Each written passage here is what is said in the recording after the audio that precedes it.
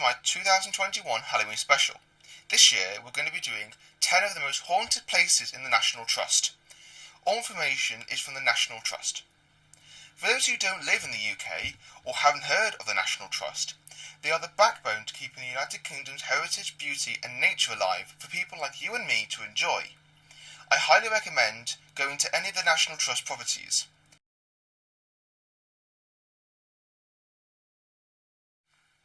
Buckland Hall in Norfolk is home to one of history's most famous phantoms, Anne Boleyn. Buckland Hall stands at the site of an older medieval manor which is thought to have been her birthplace in the year 1501. Anne Boleyn was famously beheaded on the orders of her husband Henry VIII when he became frustrated that she didn't bear him a son and heir. Now her headless ghost is said to return every year on the 19th of May, the anniversary of her execution. As night falls, Anne Boleyn's ghost rides up to the house in a coach drawn by headless horsemen, with her own head on her lap. The moment the coach arrives in front of the house, it vanishes into thin air. Tradition also has it that when news of Anne's death reached Buckland Hall in 1536, 4 headless horses were seen dragging the body of a headless man across Norfolk. Anne Boleyn's father, Sir Thomas, is also said to haunt hereabouts, having been cursed for taking no action to prevent 2 of his children being executed by Henry VIII. Each year his ghost is said to attempt to cross 12 bridges before cockcrow. His frantic route takes him from Buckland to Aylsham, Burgh, Buxton, Coltishall, Mayton, Oxnead and Wroxham.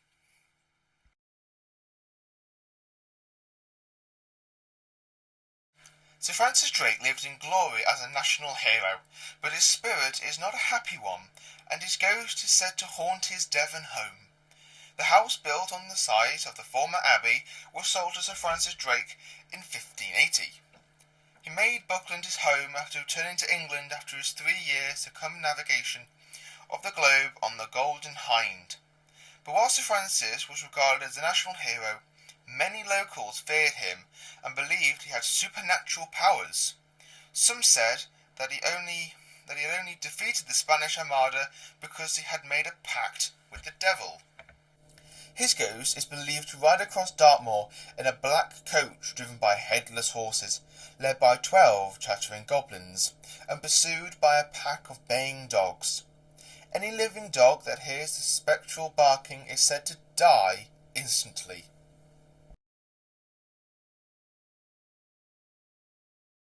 This dramatic ruined fortress in southern Dorset is associated with stories of murder, war, and ghosts. One of the more grisly legends is that of the murder of an 18-year-old Anglo-Saxon heir to the throne, Edward the Martyr. The poor soul was slain in the grounds of the castle at the orders of his stepmother, Queen Elfrida.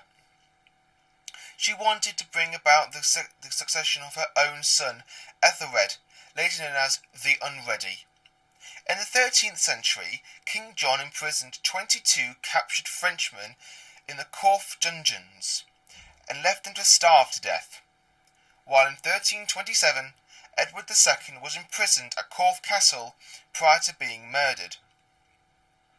During the English Civil War, Corfe Castle was the home of the royalist Banks family, who managed to repel repeated attempts to take the castle by Oliver Cromwell's Roundheads. But an act of betrayal in 1645 allowed the Roundheads to smuggle their own soldiers inside the walls. They then attacked from within and without at the same time and finally seized control. Later that year, they threw up parts of the castle to stop it becoming an opposition stronghold again. Ever since, the ghostly figure of a headless woman in white, said to be the woman betrayed the Banks, has been seen stalking the walls and battlements. There are said to be a total of 7 spectres in residence at the ancient Hertfordshire fortress. The most imposing of these is a 7-foot figure of a man clad in a leather jerkin. He is believed to be the ghost of Welsh freedom fighter Owen Glendower, who the Croft family are descended from. In addition, members of staff have reported many strange occurrences. These include hearing the cry of a wailing baby and catching sight of a spectral figure wearing a grey doublet and hose. There have also been reports of a woman wearing crinoline and a close-fitting cap seen gazing from a window. She is believed to be the ghost of a member of the Croft family, who once held an increasingly desperate vigil in the house as she waited for money to be sent home by a relative in Ireland. This ghost has been seen in several locations. One person claims that they once entered a room at Croft Castle to meet a friend. The friend jumped up and asked to be introduced to the lady who had followed her in. But of course, there was no one there. Many peculiar and unsettling reports of ghostly activity has come out of Newton House in Carmarthenshire. The 17th century building, enveloped by a Victorian facade, is set in an extensive landscape park. In the 1980s, a TV crew stayed overnight at this lonely property. Their aim was to try and capture some evidence to support the many stories of ghosts and strange happenings at the property. Although they were unable to record anything, at one point a cameraman swears that he felt an invisible pair of hands squeezing his throat. On other occasions, staff members have reported hearing muffled voices when they know that they are alone. Lights switch on and off when the house is empty and locked up. There are also a number of mysterious cold spots, and from time to time there is the unmistakable aroma of pipe or cigar smoke when no one is smoking. One possible source of all of this paranormal activity is the murder of Lady Eleanor Cavendish. Lady Eleanor was the cousin or sister of the lady of the house in the 1720s. She was forced to marry a man she did not love. Their marriage was a disaster, and eventually she ran away from him to seek refuge with her family at Newton House. But an enraged suitor followed, burst into the house and strangled her to death, in the very room where the cameraman felt hands around his throat.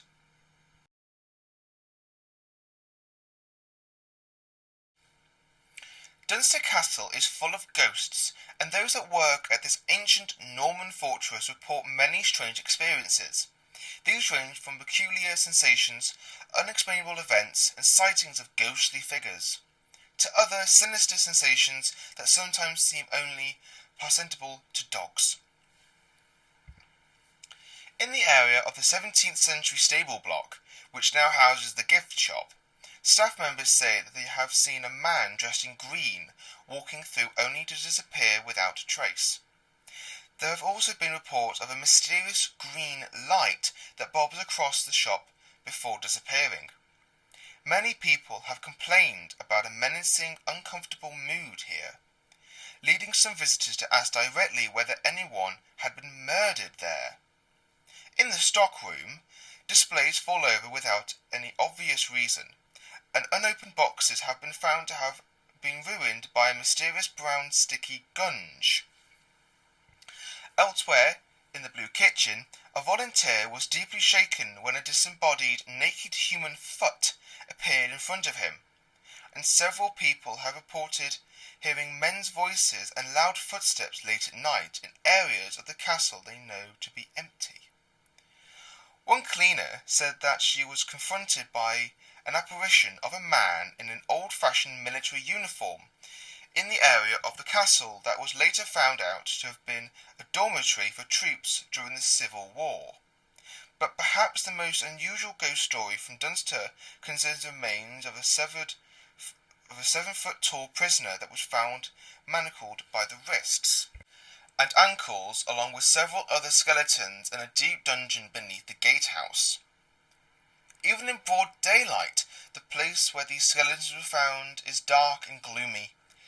Dogs seem particularly troubled by some kind of sinister presence at this site and refuse to climb the steps near to where the bodies were found. Former Felbig Hall resident William Wyndham III was obsessed with books.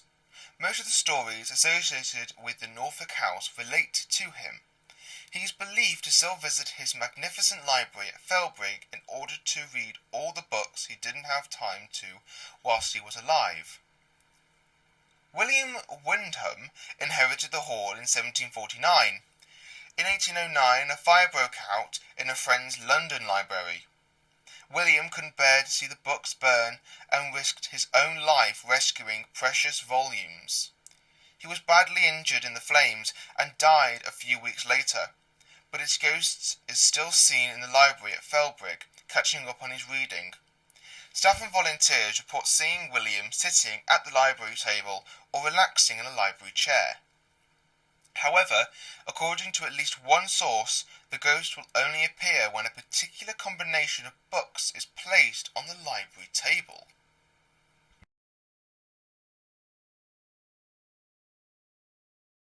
Cold spots, the sound of footsteps, and an inexplainable sense of roses has been reported at Ham House in Surrey. Glimpses of mysterious characters all around this place has won it the reputation of being one of the most haunted places in the National Trust. At the centre of it all seems to be the restless spirit of Elizabeth Murray, Duchess of Lauderdale. She inherited Ham House from her father in 1655. In life, Elizabeth was ambitious and ruthless. She played a dangerous political game by being friends with both Charles II and Oliver Cromwell. Her aim was to guarantee herself a place of influence with whoever ended up in power. She was equally strident in her personal life, taking family members to court if they crossed her. When her first husband died suddenly, she quickly married the recently widowed John Maitland, 1st Earl of Lauderdale. Some speculated darkly about how the suspiciously close deaths of both her husband and the Earl's wife facilitated Elizabeth's rise further up the social ladder. But in the end, she ran out of luck. After the death of her second husband came financial problems. This, along with her ill health, forced Elizabeth to confine herself to a single ground floor apartment at Ham House. It's on the ground floor where ghostly events seem to be concentrated. Many visitors report a strange, oppressive atmosphere in the room. Pets seem reluctant to enter. There is also a large looking glass dated from Elizabeth's time that some people say they are scared to glance into. Inexplicably afraid of what or whom they might see staring back. In fact, so powerful is the force that dominates the room that staff have been known to mutter, "Good afternoon, your ladyship," before entering, just to be on the safe side. In addition, a woman in black, believed to be Elizabeth, has been seen on the stairs nearby. But Elizabeth is the only spirit to haunt Ham House. The ghostly screams of a suicidal young nobleman who fell in love with and was rejected by a servant girl have also been heard at the property.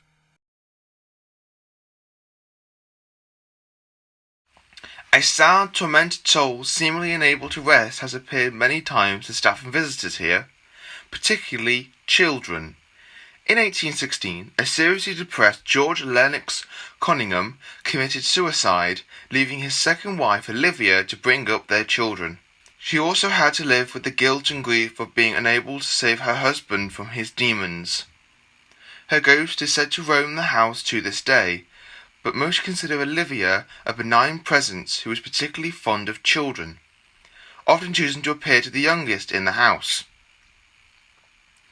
Unusually, most sightings seem to have taken place during the day, and she has been seen walking through the house or standing quietly on the stairs. Almost all aspects of her hauntings seem to be peaceful, and there is only one slightly unsettling story relating to a wooden cot that Olivia used for her children. During the Second World War, Yankee soldiers billeted at Spring Hill complained of a strange knocking noise coming from the night nursery. They asked for the cot to be removed. It was loaned to the Amar Museum, and the knocking stopped. But after the war and the return of the cot, the phantom knocking was heard once again.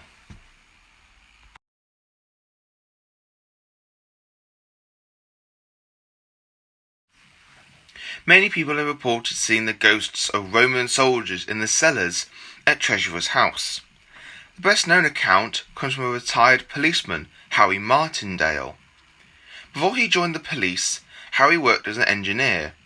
One day, aged 18, he was installing a central heating boiler in the cellars at Treacherer's house. Suddenly, he heard the sound of a trumpet and saw the top of soldiers' helmets apparently emerging from the wall against which he was working.